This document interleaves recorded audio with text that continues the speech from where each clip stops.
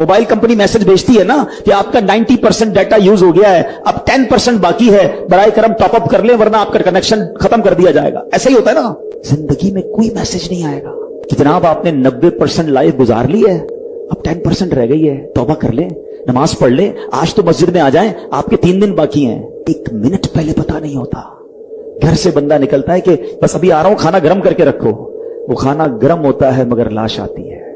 ऐसा होता है ना हमारे सामने। लोगों को शायद ये अंदाजा नहीं है कि फलां अचानक दुनिया से चला गया, अभी तो बैठा था, आंखें बंद हो गई। हमें नहीं पता कि मौत की तकलीफ क्या है। रिवायतों में ये मजबूत मिलता है कि मौत इस सख्त है कि बंदे पर उसको कैंचियों से काटा जाए। मौत का जो दर्द है, वो जो सख्ती है, वो इससे ज्यादा सख्त है कि उसे हांडियों में उबाला जाए। मौत की सख्ती बड़ी खतरनाक है। नसीब वाले होते हैं कि जिनकी मौत आसानी से आ जाए, रूह जो है वो आसानी से कब्ज कर ली जाए।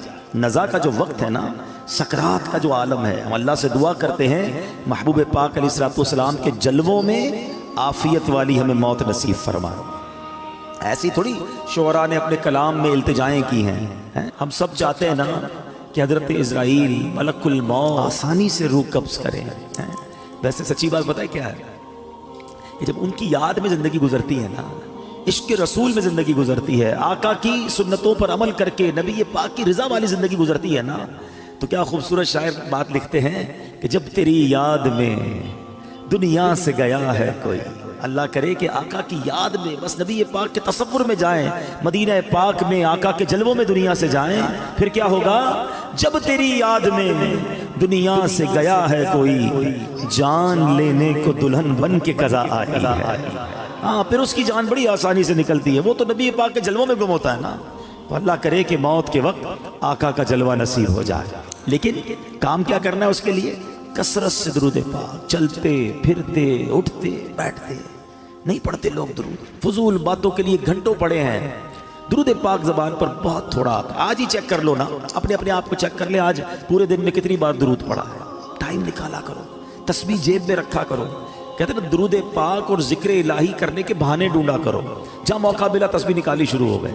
तस्बीह ना भी हो तो पढ़ सकते हैं, लेकिन तस्बीह याद दिलाती है। इसलिए मैं कह रहा हूँ अल्लाह करे कि मेरी भी आदत बन जाए, आपकी भी आदत हो जाए, और हम बस कसरत से अल्लाह और उसके हबीब का जिक्र करते रहें, फजूल बातों से बचते रहें, और हमारी ज़बान इस मुबारक जिक्र में तर हो जाए। बड़ी प्यारी इल्तिजा अमीर अहले सुन्नत की है। मिल के आका अलैहिस्सलाम की बारगाह में अर्ज़ करते हैं।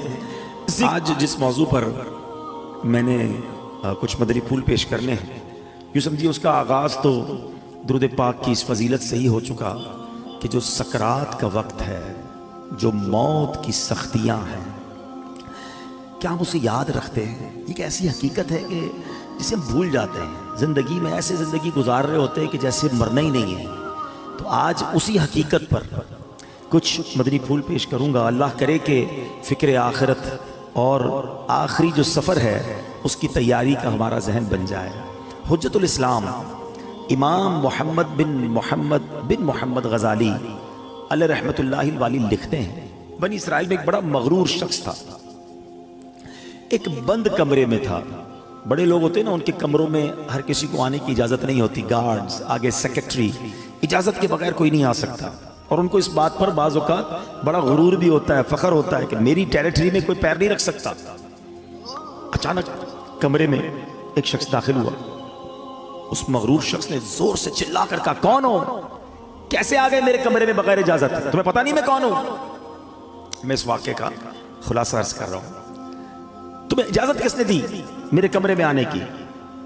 तो कहता है कि मुझे इस घर के मालिक ने इजाज़त दी है, और मैं वो हूं जिसे कोई रोक नहीं सकता। मुझे बादशाहों से भी इजाज़त लेने की ज़रूरत पड़ती नहीं। मुझे किसी का दबदबा डरा नहीं सकता, और ना ही मुझसे कोई बच सकता है। और जब ये बातें सुनी ना, उस मगरूर शख्स ने, जिसका स्टाइल ही अलग होता था, जो बड़े चिल्ला कर बड़े गुस्से में लोगों से बातें करता था, अब उसका जो गुस्सा है वो नीचे आ गया। अब है कौन ये तो बताएं, कहीं आप मलकुल मौत तो नहीं? अल्लाह अकबर। अब हजरत मलकुल मौत ने कहा, हाँ मैं मलकुल मौत हूँ, मुझे कोई दरवाज़ा नहीं रोक सकता, मुझे कोई गार्ड, मुझे कोई कर्रो फर कहीं भी जाने से नहीं रोक सकता। अब वो कहता है कि हुजूर थोड़ी सी मोहलत मिल सकती है। अगर आप मेरी रूह कब्ज करने आए हैं तो कुछ दिन, कुछ घंटे तो दीजिए ना।